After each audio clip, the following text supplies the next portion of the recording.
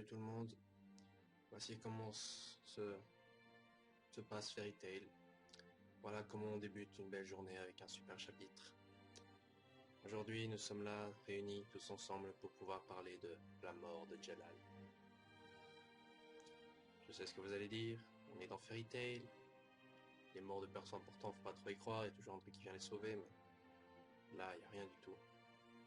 Il n'y a pas de truc qui pourrait nous faire penser le contraire, il n'y a pas de porte qui mène au passé, il n'y a pas de Ultia qui peut sauver des gens. Il n'y a rien. Le néant. Donc ce chapitre en grande partie va... Non mais pourquoi Mashima, putain?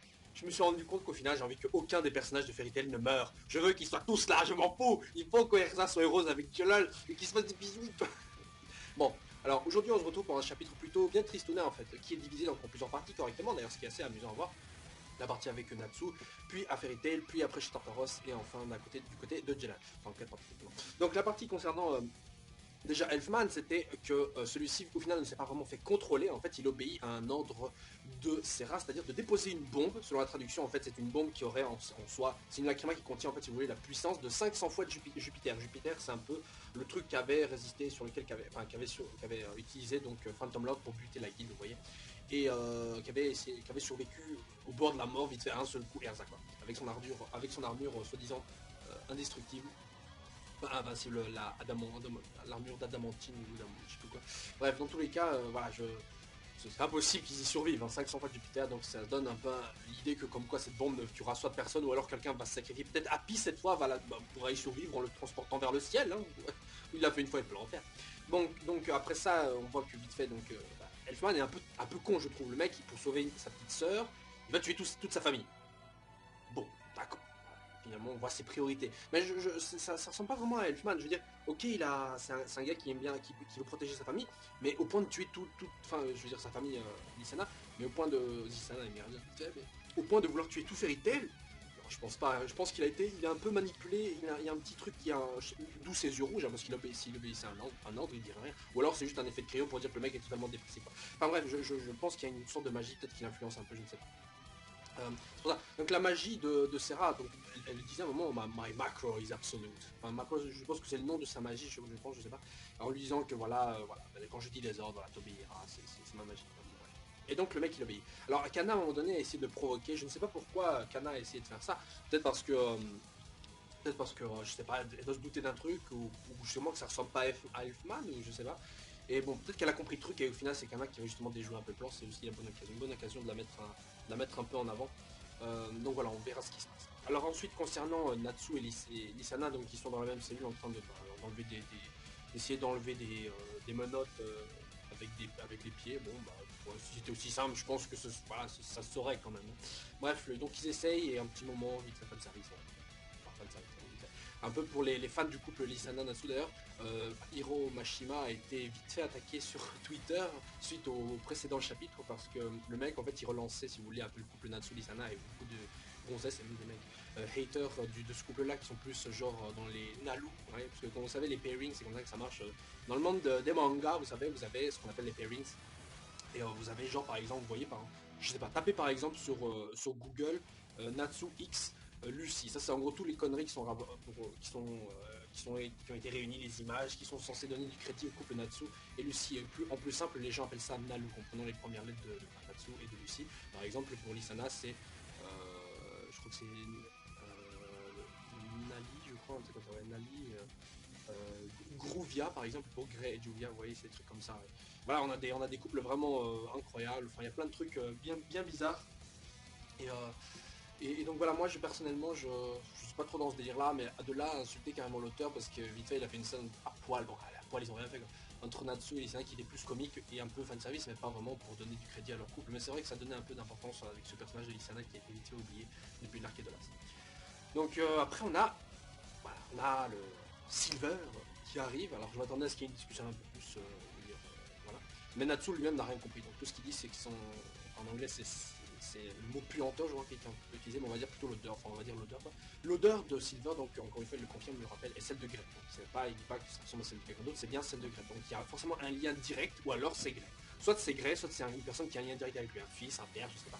Donc et d'ailleurs juste après que Zero se casse, Il dit d'ailleurs, il appelle Isana ma princesse, moi j'ai pas très bien compris en disant donc que c'était une princesse, enfin une meuf que ça le faisait chier d'avoir un poil, enfin, peu importe. Mais après, juste après, pendant qu'il se casse, il fait Natsu, enfant de people. Ça veut dire que toutes ces personnes, c'est Natsu qui est venu, enfin qui est intervenu. Donc ça, il parle comme s'il le connaissait. Donc un personnage qui connaît Natsu, qui sent comme Natsu, on pourrait dire bah c'est Grey. Enfin un personnage qui, pardon, qui connaît Natsu et qui a la même odeur que Grey, on pourrait dire attends mais c'est forcément Grey, alors je sais pas. Voilà quoi. Et là, on se pose la question, qui a alors Sylvain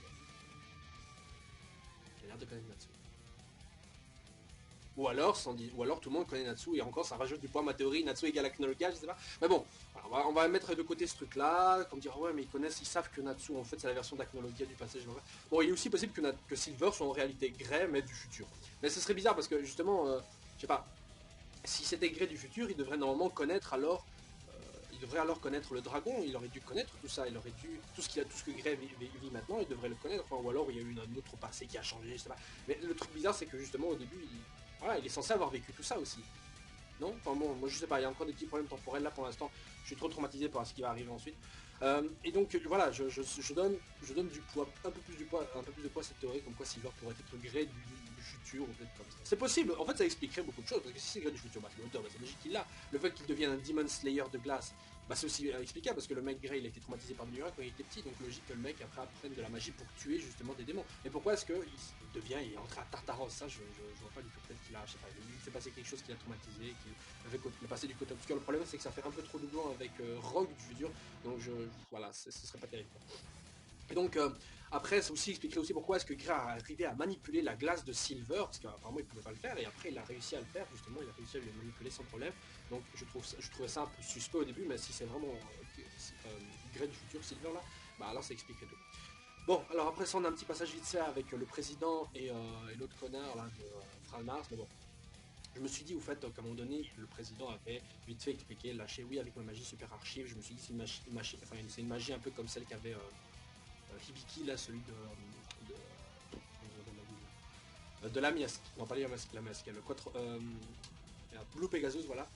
Et je me disais que c'était une magie comme ça, statistique. Et ben en fait, non, c'est super archive, c'est un truc qui arrive à calculer tout, je sais pas, ou limite avoir la vision sur un peu toute la main. Enfin bref, donc c'est une magie plutôt pratique et que ça explique en fait comment, évidemment, toute apparence peut contrôler certains endroits, enfin, prévoir leurs attaques, tout ça. Bon. Donc pour l'instant là ils sont ok, et après on a un passage vite fait avec Jelal, et là je dois dire que je suis resté sur le cul. Alors premièrement, déjà pour l'entêtement de Jelal, on va vouloir combattre tout seul. D'accord. Alors au début je me suis dit il veut les libérer d'une manière symbolique ou pas, je sais pas. Et il a voulu les battre. Alors battre, tuer, je sais pas trop ce qu'il voulait faire, mais en tout cas il voulait les libérer.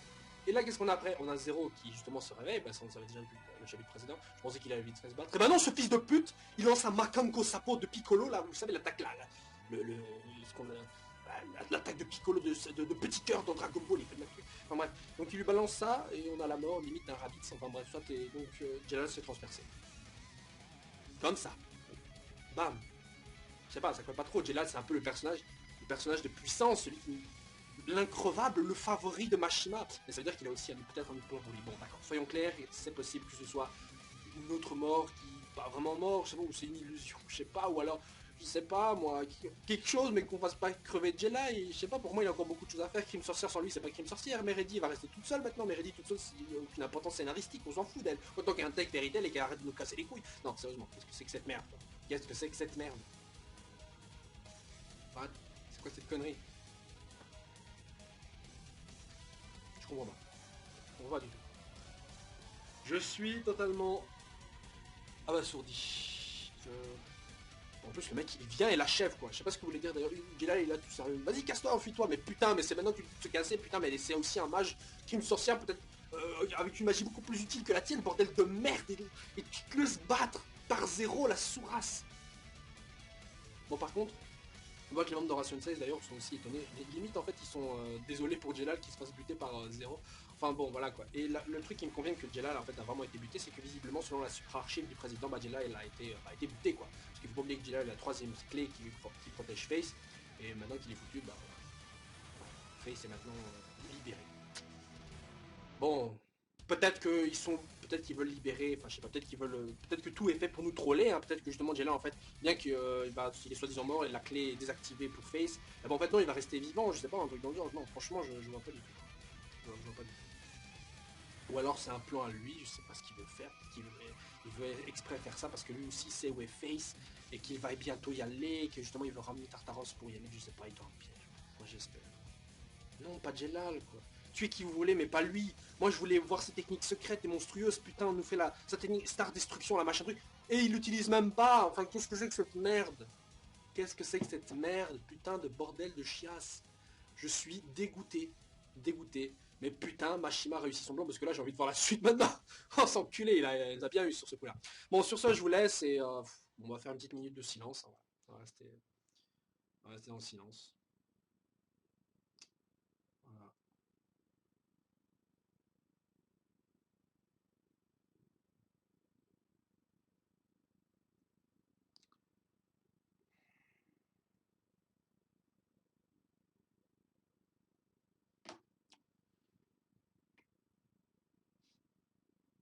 Putain.